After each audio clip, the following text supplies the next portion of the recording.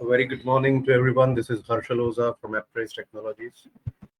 And on behalf of AdopMe, we are presenting this webinar today. We are still waiting for attendees to join. We are 5 minutes away from the start. Thank you for waiting.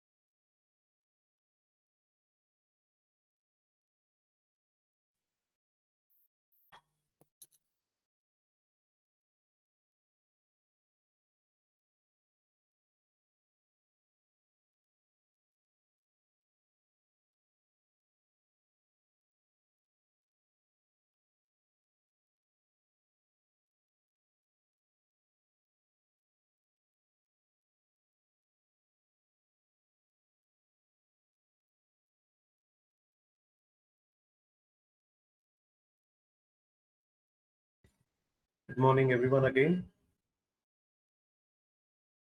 Our scheduled start time is in fact now. Thanks for waiting. I can see some attendees also joining. Please bear with us for a few more minutes and we will start. Thank you.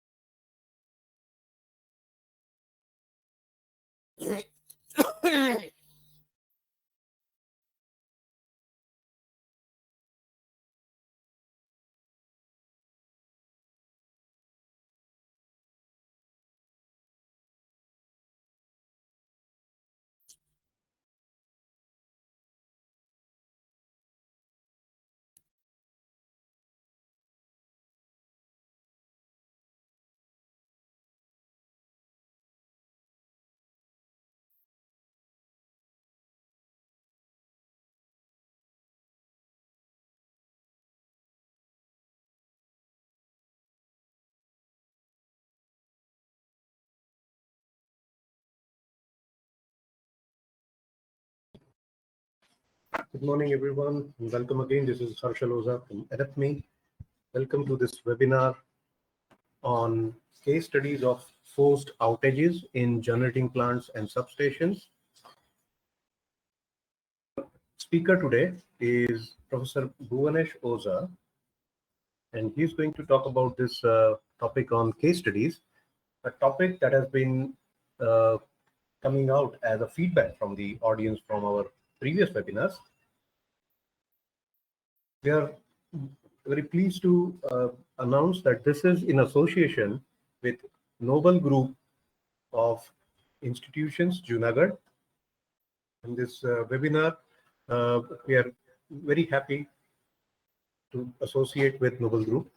And next, I'll request the speaker to take stage of this webinar space and deliver the talk. Thank you.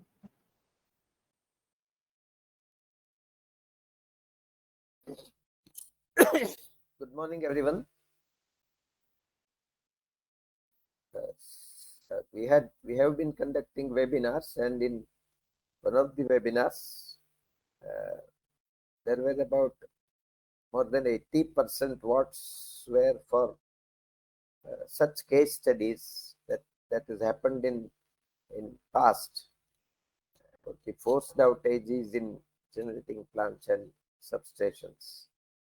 So I thought that it would be of interest to all those who are in industries and students will love to know, because these things are usually not taught in the theory classes, but these things are happening.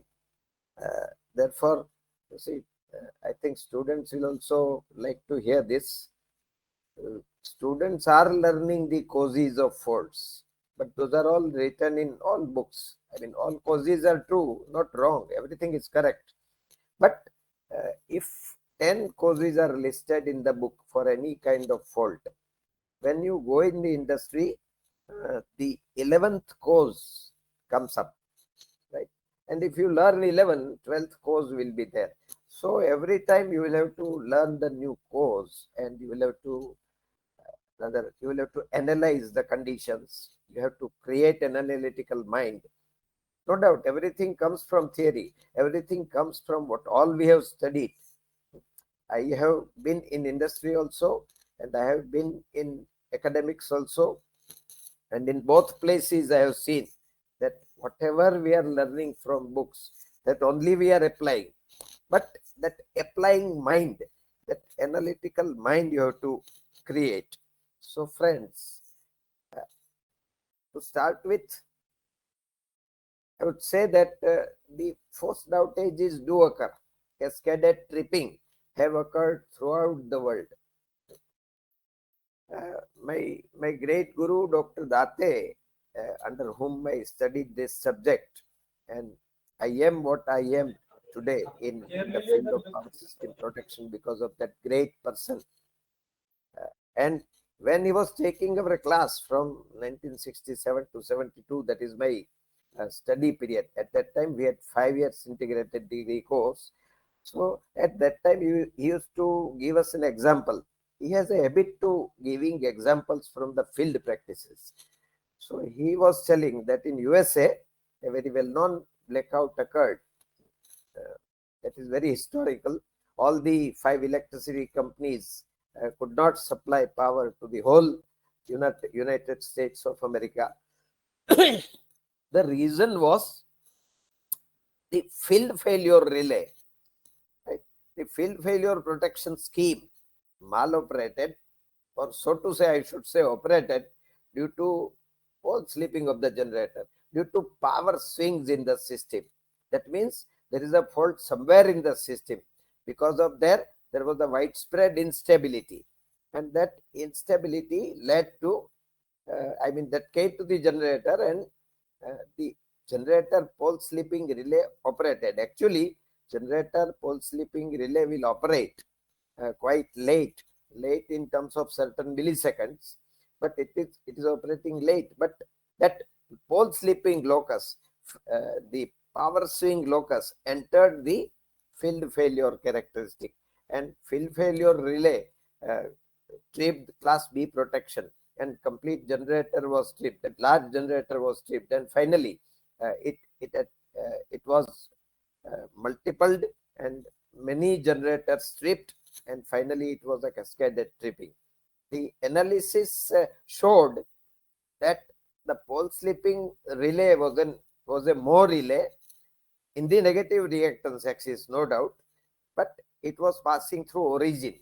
So that day onwards, people have started the offset of xd dash by 2, so that power swing locus does not intersect with the field failure characteristic.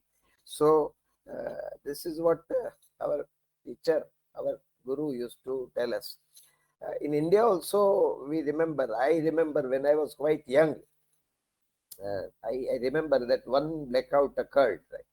And because of that blackout, in the whole Gujarat, the power was not available, and power could be resumed back only after 6 hours. You see, because the power cannot be resumed fast. If thermal power plant becomes off due to class A protection or class B protection, the thermal power plant cannot resume fast, because the boiler starts it starts getting cooled, and to bring back the boiler to its normal temperature, the furnace temperature of the boiler in boiler furnace area is of the order of 1150 degrees centigrade for full load. You see, if it has cooled down to 400 degrees centigrade or 300 degrees centigrade or even lower, then it takes a lot much of time to bring back that temperature and to restart a thermal power plant.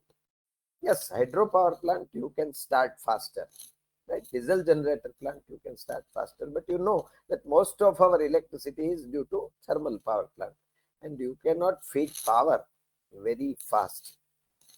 I remember that at that time, a company, Ahmedabad Electricity Company, now known as Torrent Power, because it has been taken up by Torrent people. So they could resume power in Ahmedabad city. The power was available in 3 hours because they were fast. A company was comparatively fast because some of the plants, some of the generators were gas-based generators. So gas-based generator can be started faster. So this is what is always happening.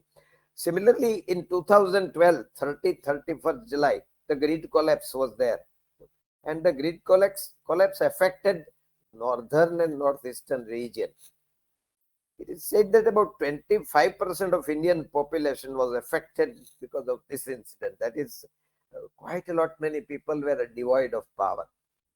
We, the so to say, the western region people, western region means Gujarat, Maharashtra, Madhya Pradesh, Rajasthan and Chhattisgarh, we could island ourselves. Therefore, we were not affected. Southern part of India was also not affected, but quite lot many states, probably some 20 to 22 states were affected because of that widespread blackout. Started on 30th July late night and continued. I mean, the final resumption of power was on somewhere on 31st July. The problem, see, then when that problem occurred and the report was out, one of my friend told me that I remembered you very much because the failure was classical protection.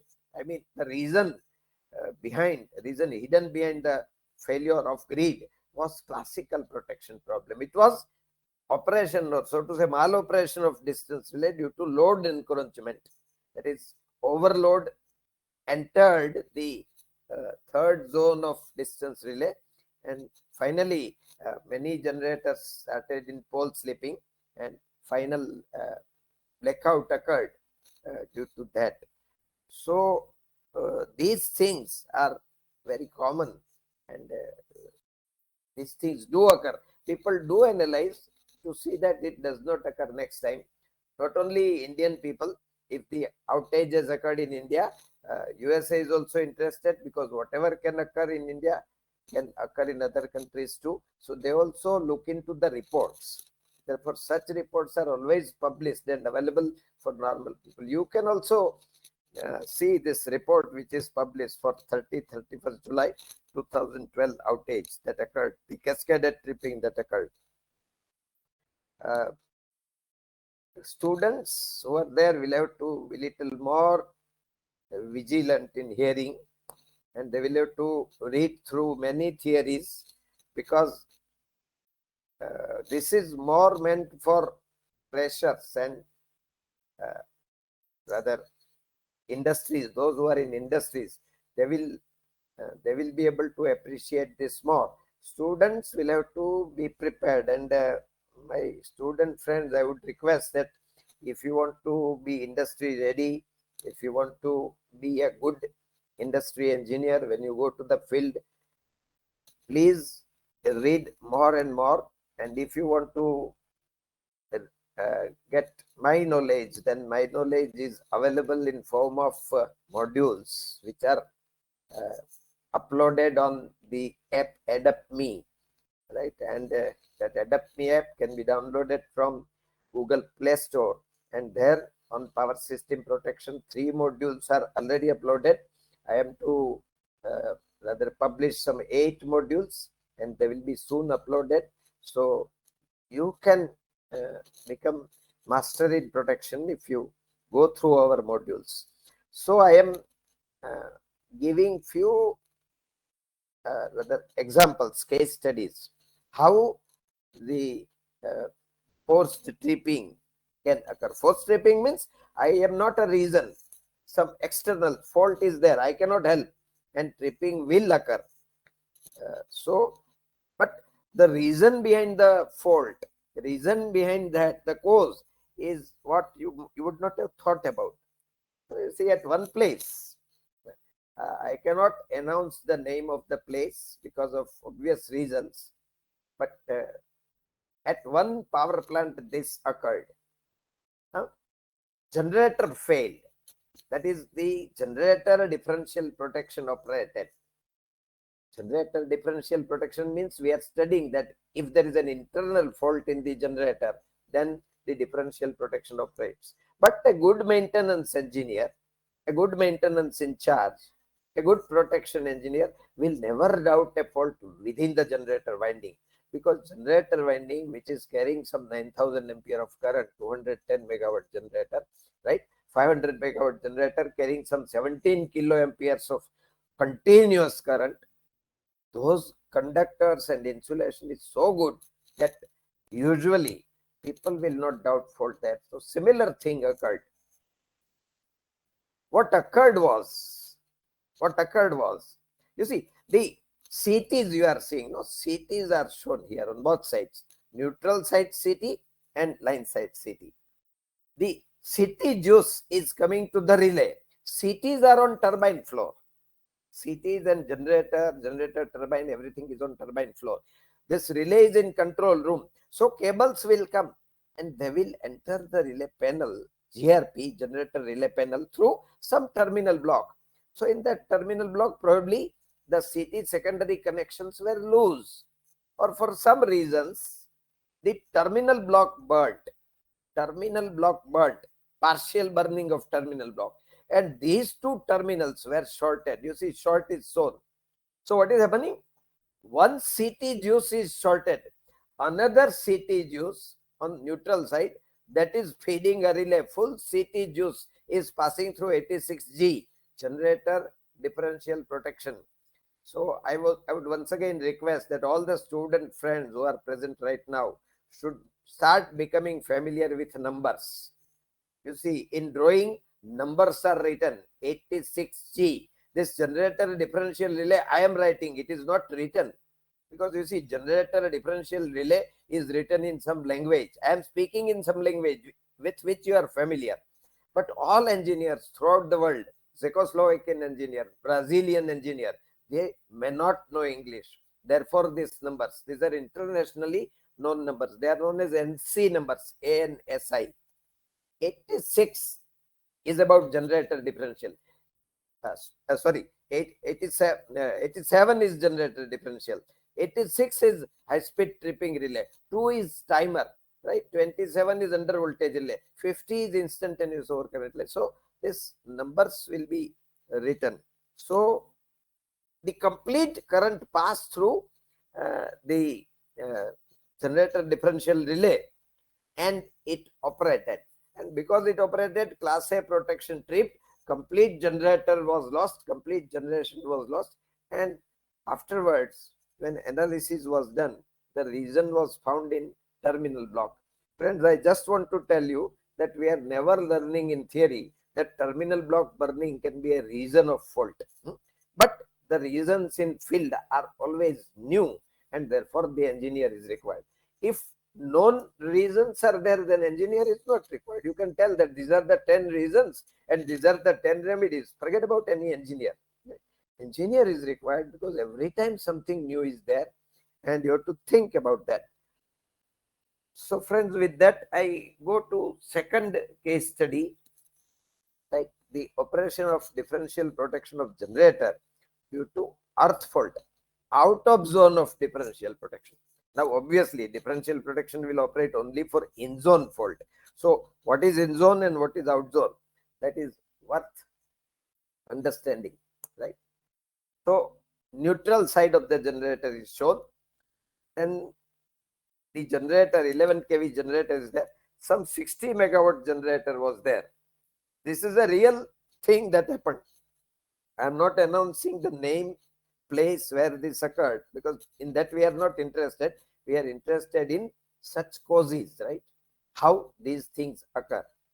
So then There are two CTs between which if the fault occurs, the generator differential protection will operate, right? So there is 11 kV by 110 volt PT, generator PT is there, which is a part of generator differential. That means that is within the zone of generator differential. Then there is a generator transformer which is out of zone of generator differential, obviously. Then there is 52G, that is generator breaker, and an infinite bus. This is how the power is fed, right? You might be knowing that the generator is grounded through very large impedance, right? Very large impedance. Such a large impedance that if the fault occurs on the terminal of the generator, then current would be hardly 2, 3 or 4 ampere. Very low fault. I am telling primary side current. The CTs are 7500 by 5 or 5000 by 5 or 10,000 by 5, depending on generator capacity. Therefore, that 4 ampere when coming to secondary is hardly few milliamperes. Obviously, that cannot be sensed by generator differential. But this reduction in earth fault current is required because if you do not connect the generator neutral through impedance, through high impedance, and if you connect directly solid grounding, then the fault current for terminal fault will be few kiloamperes, some 7,000 amperes or 10,000 amperes or something, which is a welding current. All because current is going to pass through conductor, then through insulation, then through stator core. So stator core laminations, which are insulated by applying varnish. Varnish cannot withstand such a large current, such a large temperature. It will be damaged, and all laminations will be sintered. They will be welded. Therefore, earth fault is a very severe fault, and you have to take care against the earth fault. Therefore, earth fault current is reduced.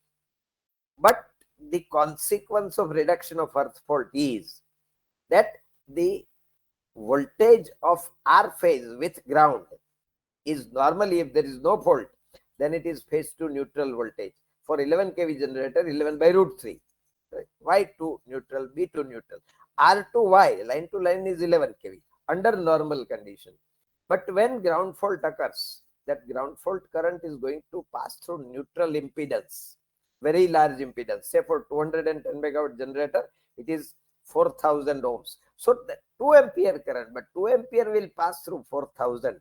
Therefore, the neutral voltage will rise with reference to earth by about 8 kV. Therefore, the R phase voltage is not 11 by root 3, but 11 by root 3 plus that 8 kV, no doubt vectorially, but it will be higher. And therefore, line to line voltage will not be 11 kV, it will be higher, right? It will be root 3 times. In the worst case, it would be root 3 times. And if we consider small asymmetry in the voltage, then you can take that roughly it will be double this. Root 3 times is 1.73. But considering a small asymmetry, you can say that it will be more or less doubled. I am telling RMS value. Peak is yet higher, 1.414 times, right? So that large voltage is there. No doubt, generator winding insulation, not only generator winding insulation, but generator transformer primary is also receiving the same voltage. Therefore, everything, the cabling, bus duct, whatever is there, everything is designed for a higher voltage. There is no doubt. But sometimes the accidents happen. What kind of accident happened? That from generator to generator transformer, as I told to you, as I'm telling to you, the current being very large.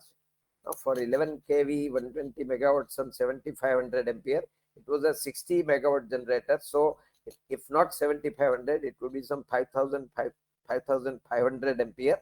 So 5000 ampere cannot pass through single cable. So 4 cables, 4 3-core cables were connected in parallel from generator to generator transformer. And these cables are passing underground in cable ducts, right? So for all these things, the students should have seen the substation, should have taken the visit to substation, and in that 2-hour visit, some good person, if he has shown to you all these things, then only you would be knowing these things. You would have seen the cable ducts. underground cable ducts are there. On that there are covers. You can remove those covers and do some maintenance work. But those cables which were running, one of the cable was taking a sharp turn. It was taking a, when you are taking a turn for high voltage, sharp turn have to be avoided. Very good angle, curved turn has to be there. So at one place there was a sharp turn. Because of that sharp turn, there was a concentration of field. There was non-uniformity in electric field. And one cable pair insulation was damaged. It was gone. Insulation could not withstand that high concentration of voltage. Therefore, there the ground fault occurred. That is, say R2G fault occurred. R phase connected to ground. And because R2G fault occurred, R2G voltage was less.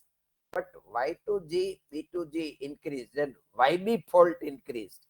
Sorry, Y2G and B2G voltage is increased and YB voltage increased. YB voltage, as I told to you, reached to about double the value. That is 11 kV, not 11 kV, but 22 kV. Now, in this PT, which I have showed to you, RYB, the RYB buses are there, right? Now, those buses, it was a mistake, but those buses were very near to the enclosure. This is a steel enclosure, metal enclosure is there. A generator PT enclosure is there. This metal enclosure was, these ends were comparatively very near. So there was a flashover because of that high voltage. That was, enclosure was part of that flashover. So flashover was between Y and B because YB voltage increased. And it was part of the differential protection. PT is part of differential zone. Therefore, generator differential operated.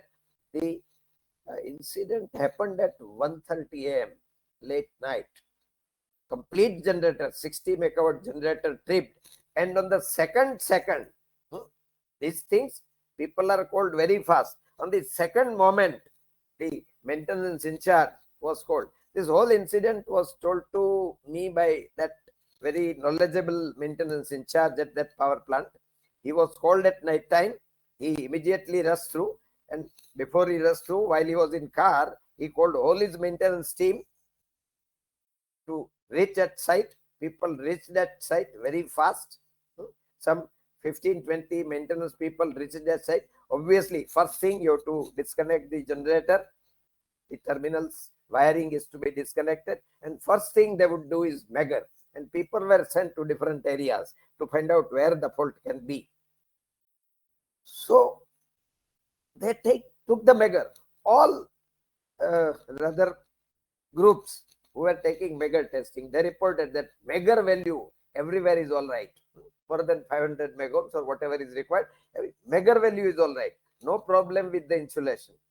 Some group who had gone to PT area, they reported that, sir, Y and B buses in PT are completely black.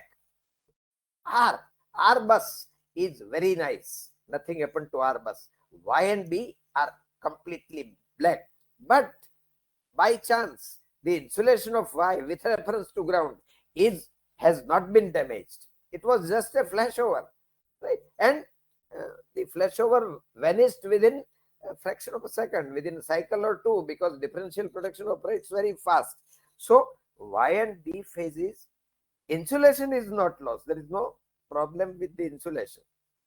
Insulation is yet healthy, but complete thing has become black. So no doubt, obviously, it was cleaned. It was found by that maintenance person that the buses are unnecessarily elongated. The need is not there. So he gave instructions to cut those buses more than jo length thodi zyada thi. The length of the buses was more. This length, unnecessary length near the enclosure, it was cut so that they are again away from the enclosure.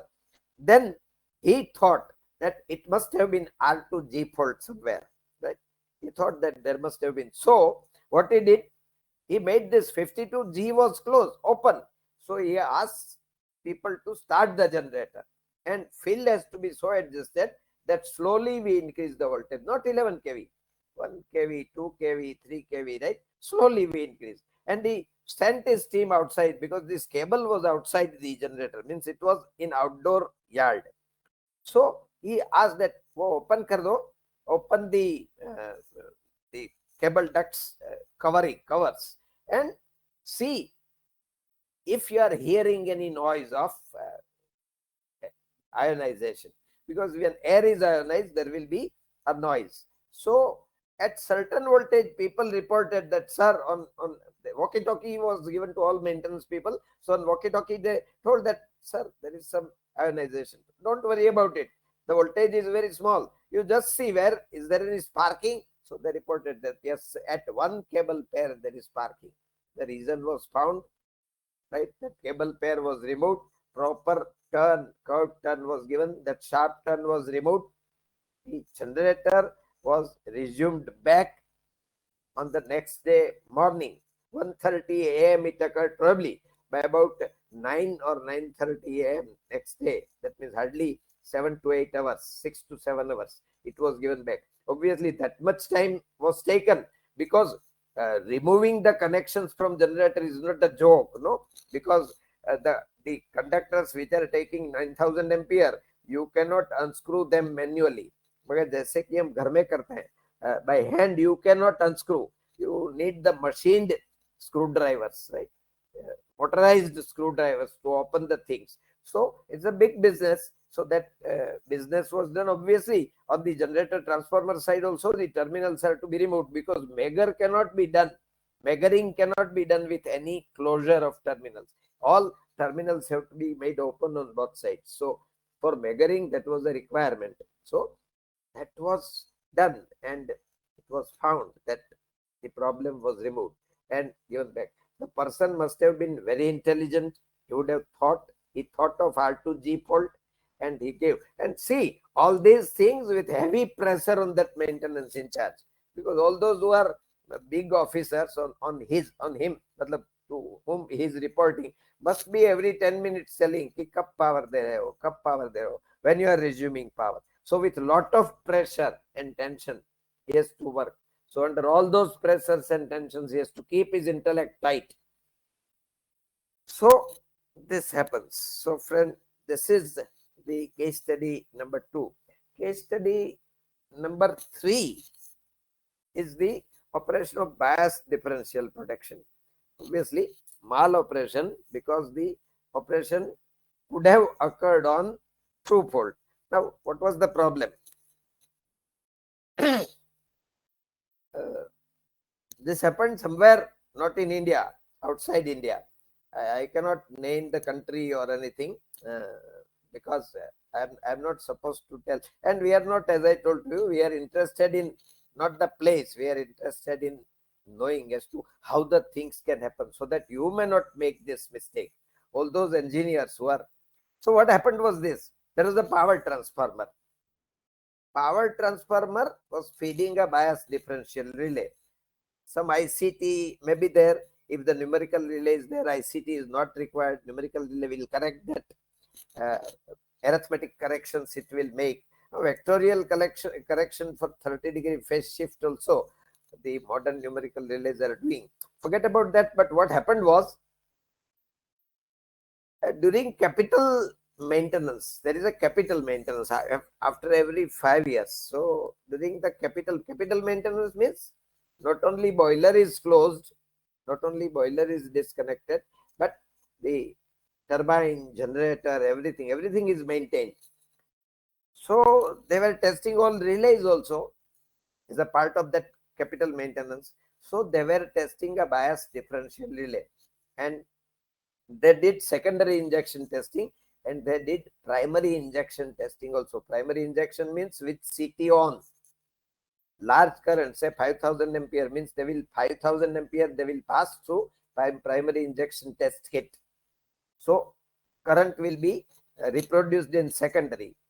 So when they rather did that testing, current passing through differential coil, that is I1 minus I2, which we call, right, the differential current was observed to be 30 milliampere. It was observed to be 30, I mean up to 45 milliampere it went. Now you see the setting was 100 milliampere. That is, if the current is more than 100 milliampere, and they were only obviously injecting the rated current of that. At rated current, the differential coil current of 45 milliampere was observed. So they were alarmed. That current has to be 0. If it is 2-3 milliampere, it's okay. 30 or 40 milliampere is a big current, right? It should not pass through differential coil. So they called the consultant. Consultant came, he checked everything, analyzed, and what he found is shown in the figure. On one side, CT used was a protection core CT. On another side, measuring core CT was used. It was an error, a gross error. And my friends, such errors can occur. It is not so that it cannot occur. Wiring people made a mistake. Therefore, measuring core cannot transform well. It is not meant for, it is meant for transforming only rated current. The requirement for protection core and measuring core of CT are different. It is not possible for me here to talk about CTs fully, right? But because of this, there was the differential current. No doubt there was no maltripping, there was no forced outage, but people were worried, because if there had been an external fault with this condition, certainly the differential would have maloperated. For through fault, it would have maloperated. The problem was found. I know this problem because this problem was found and diagnosed by one of my students who is doing business now, right? So I am getting such news from my student friends who are in business right now, right? And they have become quite capable, probably more than me, and but they know that I love protection and I like protection. So they do tell me about all these case studies, and I am transferring that to you. So we go to case study 4. Operation of differential protection scheme of power transformer due to switching operation few kilometers away from the transformer. So what was the problem? Problem was something like this. That was told to me. I had gone to deliver a talk to one of the companies who is doing this, who are the consultants who are taking contracts on GIS substations, gas insulated substations, air insulated substations, power plants. Many contracts he is taking. He is also my student, graduated somewhere in 1994, I mean some 26 years back. One of his engineers, because he called me to give talk to his engineers that, sir, let these people be conceptually fine, so that when they go to field for solving the problem, their concepts are clear. So he wanted that, so he called me for the talk. For 2 days talk I was there, and one of his engineers asked me a question like this, that, sir, our one of the client is a 66 kV industrial consumer. Is a 66 kV, as it is on 66 kV industrial consumer. He is taking power directly at 66 kV. He has his own 66 by 11 kV transformer. He may have his own generation also, because you see, he is a product, maybe emergency product. He may need power all time. If the power is lost from electricity company, there would be trouble. So at least some certain emergency equipment he has to run. So that power was is fed from his own generators, but he is receiving power from the electricity company as well. Electricity company is feeding power. This is a substation of electricity company. Say in our case, it is known as JETCO, Gujarat Energy Transmission Corporation Limited. So from that company, the power is coming. There they have got 132 by 66 kV transformer. Now the point is, whenever these people are taking maintenance and when they want to make this transformer off, because they are big client, they are consuming a lot of electricity, it is a general practice that whenever they are making this breaker off, the primary breaker off, whenever they make this primary breaker off, they inform well in advance कि कल सुबह हम off करने वाले हैं. We are going to take a maintenance. Therefore, tomorrow morning at 8 a.m. we will make this breaker off. So whenever they make this breaker off, this 132 by 66 kV transformer, which is some 30, 40, 50 kilometers away, trips on differential protection. You see, whenever, every time, 5 times, 10 times they observed कि भाई आप लोग अपना breaker trip कर रहे हो, you are tripping your breaker and my transformer trips on differential protection. So his question was, why, what was the problem, what can be the problem? Not only that he told me this, but one of the senior person of his, that fellow was asking, senior person who is also happens to be, by the way, my student. So he asked him, और दूसरे student को वो बोल रहा है कि भाई why are you telling half truth, पूरा बोलो. So he told, yes sir, we did this and the problem was solved, but I don't understand why problem was solved by doing that. Now what was done was this, that they asked this substation people that in your differential relay, it was a numerical differential relay, there is a setting of second harmonic stabilization. Second harmonic stabilization means if the second harmonic content in the differential current I1 minus I2 is more than some percentage, prefixed percentage, say they had adjusted 20%. That means if second harmonic component in the current I1 minus I2 is more than 20%, then the differential protection will be blocked. It will not be allowed to operate. This is a requirement because when you switch on the transformer, there is a magnetizing inrush which contains large second harmonic component, some 62%. And at that time, I don't want differential protection to trip. Therefore, this second harmonic stabilization facility is kept. So if the second harmonic component is more than 20%, operation will be blocked. But operation was happening because it was not a magnetizing inrush, but kind of magnetizing inrush. That whenever I open out this CB, ये company में जो CB है, when I open out this circuit breaker at the company, then the switching surge will be there, and that switching surge will go on this line as a traveling wave, and that will enter into the transformer. In that switching surge, second harmonic component was 18%, not 20%. So if it is more than 20%, then operation will be blocked. But because it was 18%, operation was not blocked and tripping was occurring. So what this fellow did, instead of 20%, he changed the second harmonic stabilization to 15%. So that problem was solved.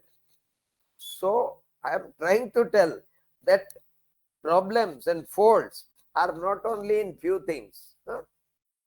Whatever we are studying in book, because of tree falling, I so often tell to my student friends that if fault is occurring because of tree falling, what is fault? Fault is inevitable.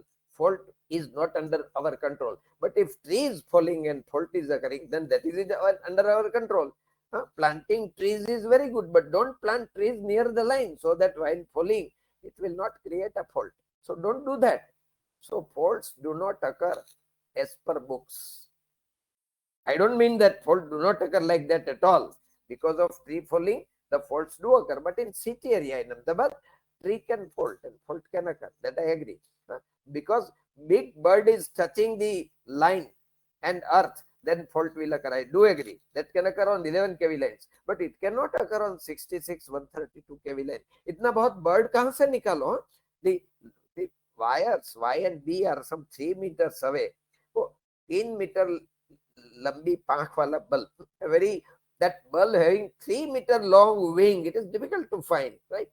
And that too, it is shorting 2 lines in a vertical configuration. You see, bird has to become twisted. Very difficult. So faults don't become bookish. Be realistic. Be analytical. Be always try to see where the problem can be. So problems are found like this. In one of the places, in one of the power plants, the Generator tripped because of rotor earth fault, right? So what was happening? What happened was the rotor current was passed through some 4 parallel paths, because rotor current is also varying from 500 to 700 ampere DC. So it cannot be through one path. So it was through 4 parallel paths, and there were 8 brushes, carbon brushes. During capital maintenance, one brush was found problematic, so they removed that brush. But I was told that while removing, they replaced by a lower quality brush just to save money. They did not ask for a standard brush which was there from the main manufacturer. It must be costing 2 times, 3 times, because standard companies, their products are costlier because of the name brand. Huh? If ABB is selling a relay, ABB brand is there. Asia Brown Boveri, Siemens brand is there. So obviously it's more costly, but that quality is also there, obviously.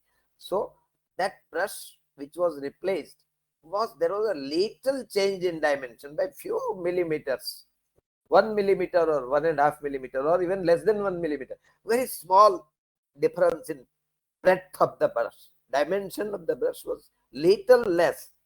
What happened due to that? The 4 currents were not equally divided. In one of the paths, more current was flowing, and that carbon brush burnt. And because of that, the brush holder touched the slip ring, because you are transferring current through slip ring. The brush holder was connected to slip ring. That is a ground fault. Finally, rotor earth fault occurred, class A trip occurred, complete generator collapsed. Problem was in carbon brush. We are not told this about the causes of fault, right? But and even if I teach, you see, when you go to field, carbon brush will not be there. Some other cause will be there. You will have to be analytic, right? That is the only reason I am just telling all these cases. Another case where I was told that in one of the 660 megawatt generator, there was a numerical relay, and in the fault history, fault record history, the neutral voltage was shown floating. Neutral voltage has to be 0, but in 100% stator earth fault protection part, neutral voltage reading was heard, or rather recorded to be varying from some 140 volt to 230 volt or something like that. There was a variation in neutral voltage. Floating neutral was observed, and floating neutral occurs whenever there is a ground fault, right? So the team who had given that 660 megawatt generator to somebody, some client, so team was very much under tension. The complete team was in a high tension. That was within the warranty period also, and even if it is not within the warranty period, 660 megawatt generator is very costly. So everybody were very tense. One of the team member happens to be my student. So there was a message from him that, sir, there is a floating neutral, and we are all worried about what can be the cause. So and if the unit trips, we will all be fired. हमारे sir, हमारे bosses हमको fire करेंगे, क्योंकि 660 megawatt generator का trip होना, tripping of large 660 megawatt generator tripping is a big event. Therefore, they were under heavy tension and stress. So they were trying many things. So message was dropped to me also. I told that there can be some problem with the NGT also. You have to check up the NGT too. So little relax, that if the problem is in NGT, oh, we are very happy, because problem is somebody else's area. No, if generator is given by me, generator is no problem. Problem is in, that's what happens in power plant. Huh? If there is a fault in boiler feed pump, the motor electrical maintenance staff will tell that a problem is in pump mechanical area. Hamara nahi hai problem, we have no problem, send mechanical staff. So they are always rather giving the reason to somebody else's area. So they were pleased if the problem is in NGT. But finally, I was told that while testing the relay, they found out that the numerical relay was giving wrong record. Neutral voltage was not at all floating. It was all right. There was nothing wrong with the generator. There was nothing wrong with NGT. There was something wrong with the numerical relay itself. While testing the relay, they found out that there was something wrong with the relay. So you see, so often we have to look into many places, many areas, many corners, and you will find the reason.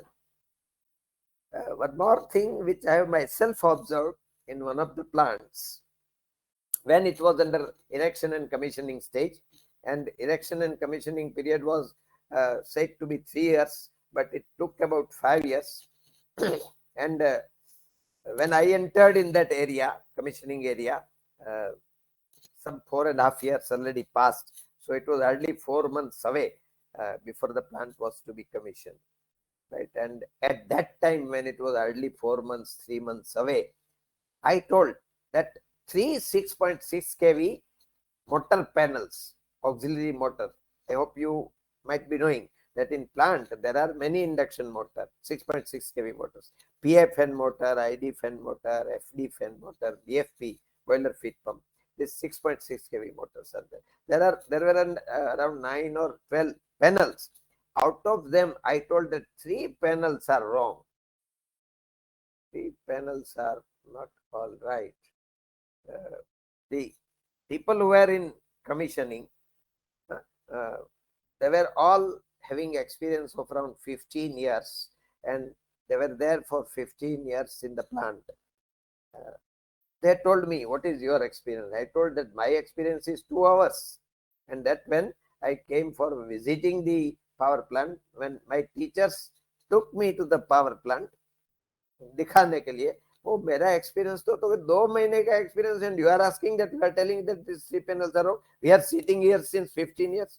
I told that, sir, you are all right, but there is a problem. So they were not ready to believe me. So I asked them to connect me to the commissioning engineer of the company. 6.6 kV panels, who have given? I was told that it is given by such and such company. I told that, connect me, introduce me to that commissioning engineer. He was a very young fellow. I told him the problem. Problem was very simple. It was theoretical problem. Everything comes from theory. I always tell. Motor current rating, say one of the motors was 58 ampere. There was a 100 bar 1 ampere CT, and it was a 6.6 kV CT. 6.6 kV CT cannot be easily manufactured. One thing, and easily or non-easily, it cannot be procured very fast. Procurement procedure for any electricity company, say GEB, there was GEB at that time. GEB procurement procedure is of 6 months, 1 year, something like that. They have to make a call for tenders. They have to give advertisements in paper. Tenders will come, technical bid, price bid, this, that, very long procedure. So procurement procedure is quite long. So 6.6 kV CT, if I change you, if I say that you change, nobody will be able to change. Problem is this, that thermal relay setting as per formula is 1.1. 10% overload is allowed. So 1.1 into 58 rated current. 1.05 is the pickup value. Divided by 100 is CT ratio. So I have to set the relay at 60.76%. But thermal relay setting available is from 70 to 130%. How you can set 60%? If you set at 70%, motor will be damaged by overload. So 60% is the calculation, and your relay does not give that setting range. No doubt now the modern numerical relays give a wider range, but on that day this was the problem. The setting range is 70 to 130%. So he was frightened. He was frightened because his bosses will tell, because you are sitting there since 2 years in the commissioning area, and what you are doing, you could not find out, and somebody else is telling what is. He told me what can be done. Don't worry, I told that, just install ICT, interposing CT, 415 volt rating. That can be procured very fast because it can be locally procured. The cost is also not large. 1 is to 1.3 or 1 is to 1.4. Amplifies 60.76% to 70%, which is within the range.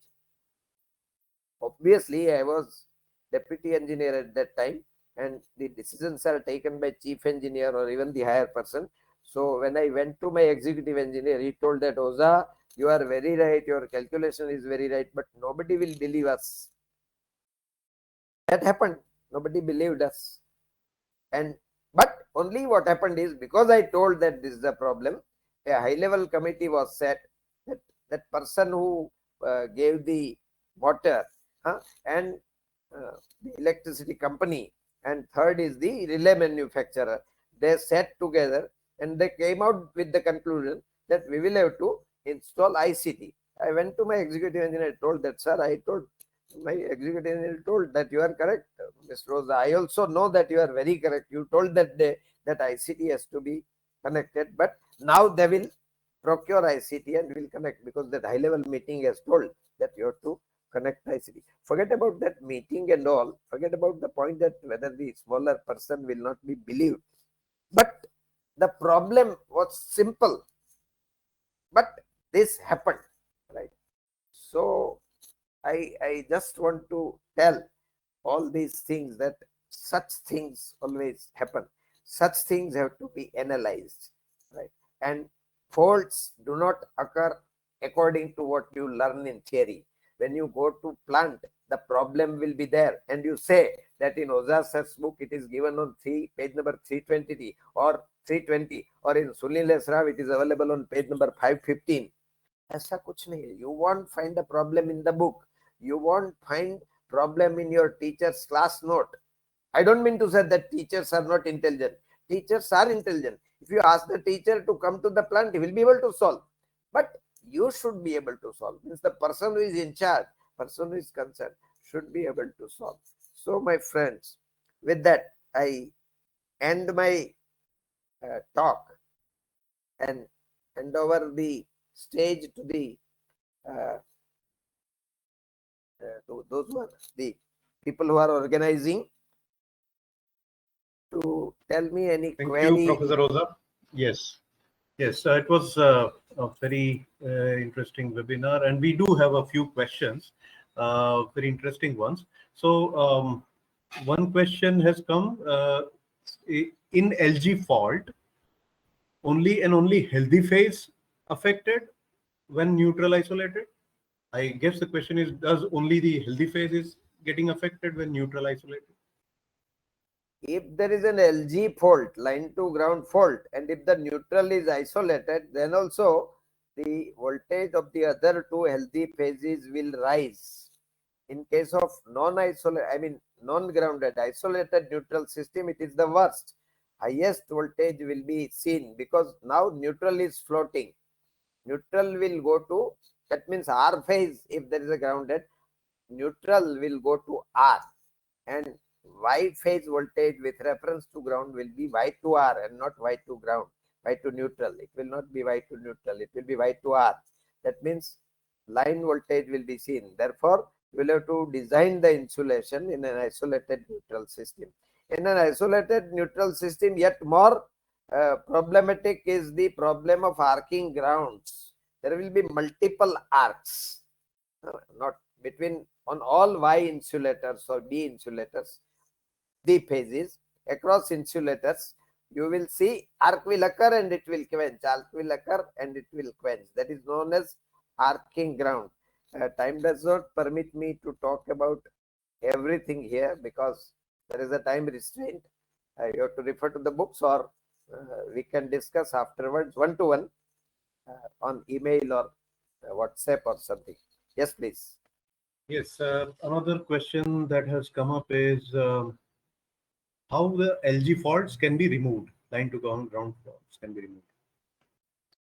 Line to ground fault, if it is a transient fault, it will be removed of its own, it's self-healing. If there is a, if it is due to flashover, otherwise you have to rather locate the fault, where the fault has occurred. Location of the fault is a trick by itself, is a technique by itself, right? That you will learn only when you will go to industry, when you will go to electricity company on 100-kilometer line where the sustained earth fault has occurred, how to find it, right? No doubt modern numerical lasers are telling you the exact distance, so you go there And once you go there, you will be able to know, because that insulator must have become black. उसका colour बदल गया होगा. Its color must have changed. So you will come to know that the ground. But it is a technique. It is a trick by itself, and that you learn when you go in industry. Yes, please. In continuation with the previous question, I suppose there is a question that do we do all calculation by assuming no load assumption at LG fault and healthy phases are non-affected? All fault calculations are usually done with pre-load current, pre-fault current as 0. Usually our analysis we do, whatever we have learnt in theory also, pre-fault current as 0. That analysis is for all practical purposes all right, and for any design purposes, for deciding specifications of CT, PT, circuit breaker, conductors, this, that, etc. Right, all substation specifications, power station specifications, pre-fault current 0 is all right, okay, for all analysis. You see, but you can do analysis with actual pre-fault current also. It is a bit complicated, and the software is available. Very well-known softwares are available for such analysis, and you have to resort to the software rather than, because manual calculation is going to be very cumbersome. Yes, please.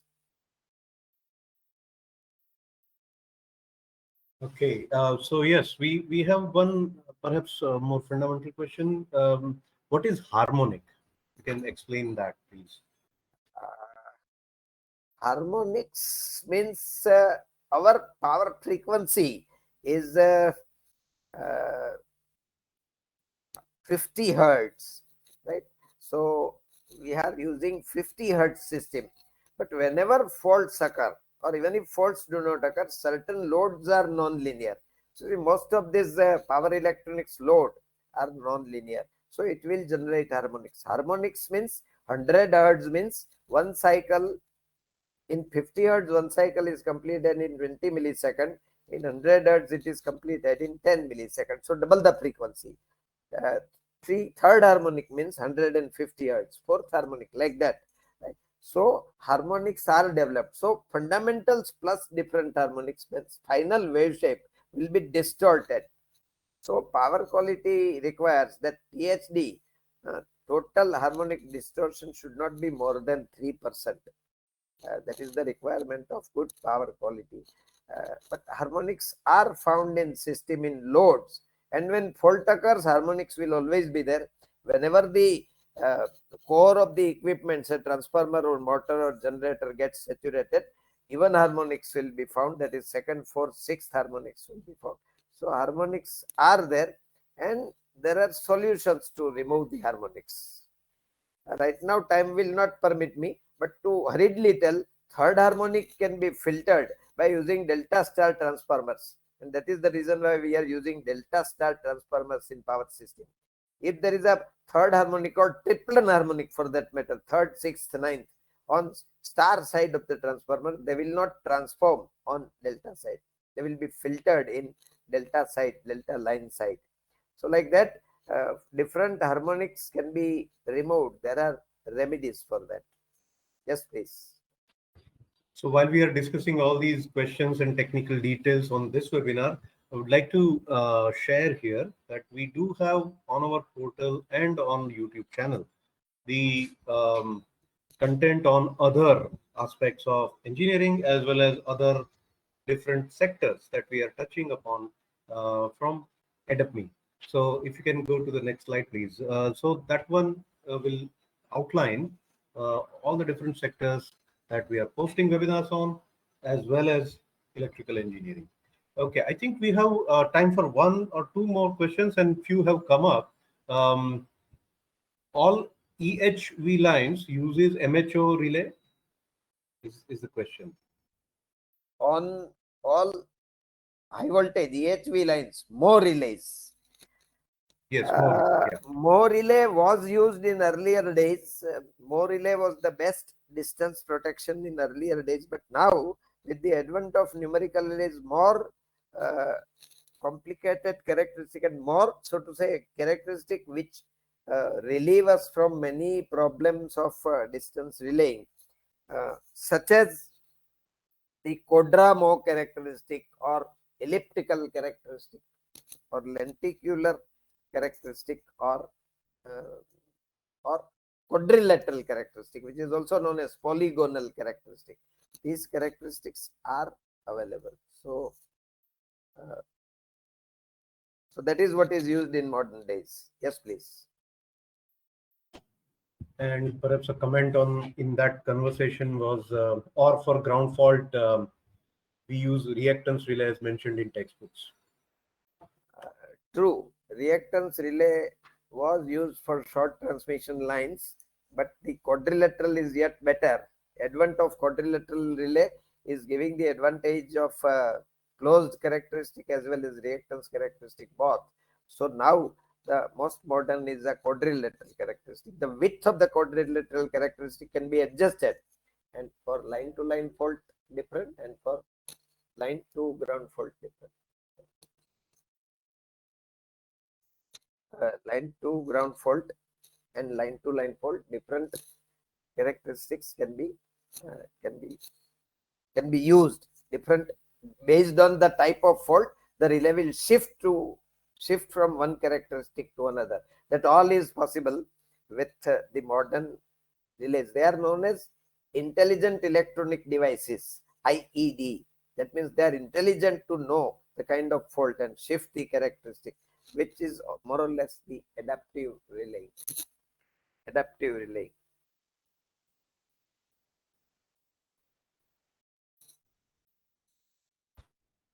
Okay, one final question before we close it due to the time constraint. What is bay in substation? What is Bay in substation. BAY. Bay. day?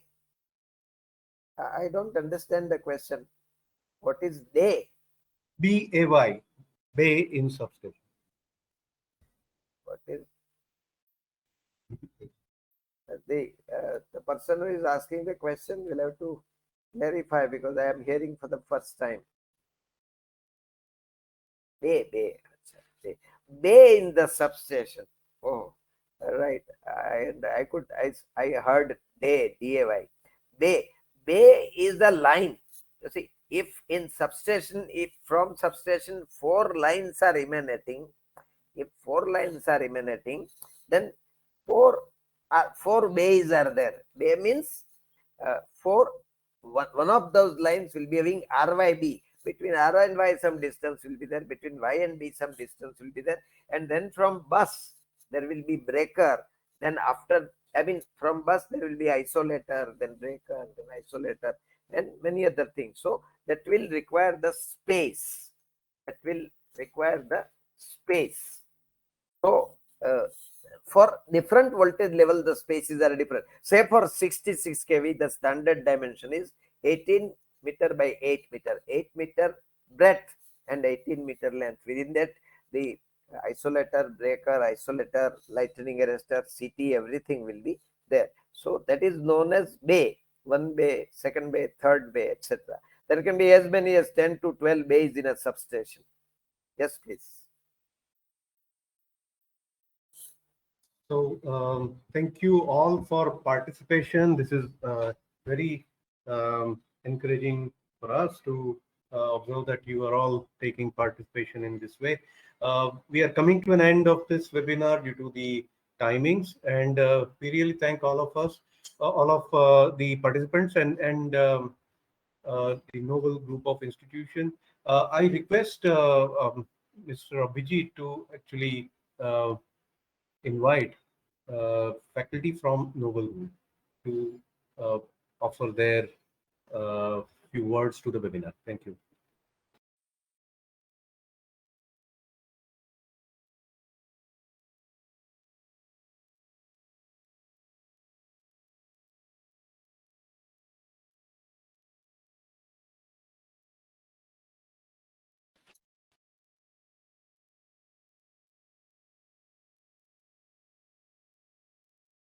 Mr. Sandeep, is Professor Sandeep here?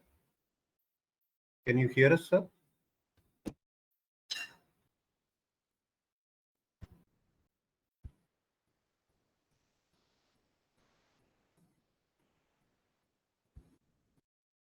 Can I request you, sir, to unmute your mic and please say a few words to our audience? Thank you.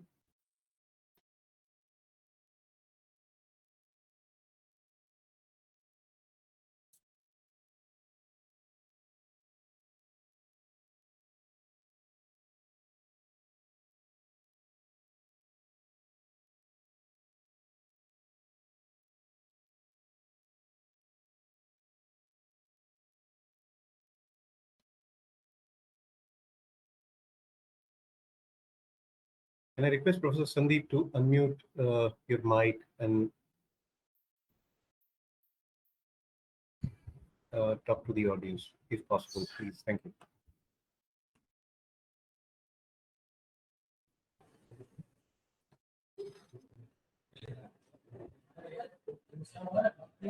We can hear you, sir, if you can say a few words.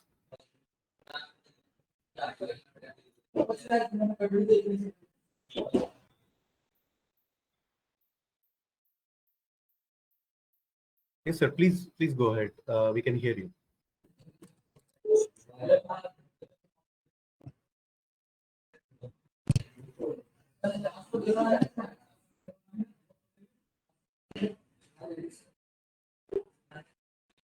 Good morning, sir.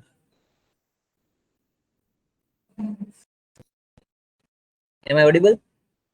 Yes, you are audible. Please go ahead. Thank you.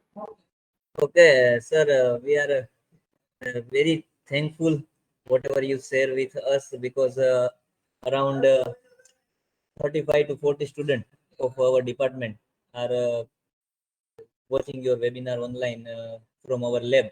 We have set up projector and all sound system in our lab, and all students have attended your webinar from single lab, and all are enjoy your presentation, whatever you share your knowledge with us.